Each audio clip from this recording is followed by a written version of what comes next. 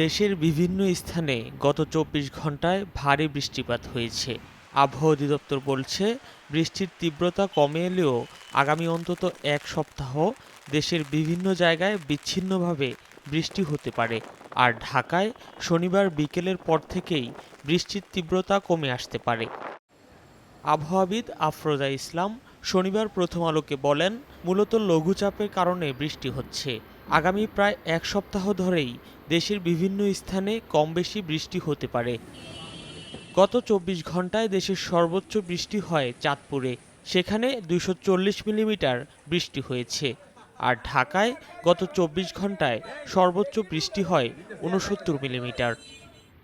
এছাড়া ৫ অক্টোবর সকাল ৯টা থেকে পরবর্তী ২৪ ঘন্টার পূর্বাভাসে আবহাওয়া অফিস জানিয়েছে, ঢাকা, ময়মনসিংহ, বরিশাল, সিলেট ও চট্টগ্রাম বিভাগের অনেক জায়গায় ভারী থেকে অতি ভারী বর্ষণ হতে পারে।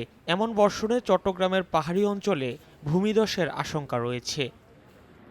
চলতি মাসের প্রথম দিন থেকেই সারা দেশে কম বেশি বৃষ্টি হচ্ছে। মৌসুমী বায়ুর প্রভাবে এই বৃষ্টি শুরু হয়, পরে লঘুচাপের সৃষ্টি হয়। আবহাওয়া অধিদপ্তরের প্রতি মাসের শুরুতে আবহাওয়ার একটি দীর্ঘমেয়াদী পূর্বাভাস দেয়। চলতি অক্টোবর মাসের পূর্বাভাসে বলা হয়েছে, এই মাসে স্বাভাবিকের চেয়ে বেশি বৃষ্টি হবে। গত সেপ্টেম্বর মাসে স্বাভাবিকের থেকে ৩৩% এবং আগস্ট মাসে স্বাভাবিকের চেয়ে ৪৬% বেশি বৃষ্টি হয়।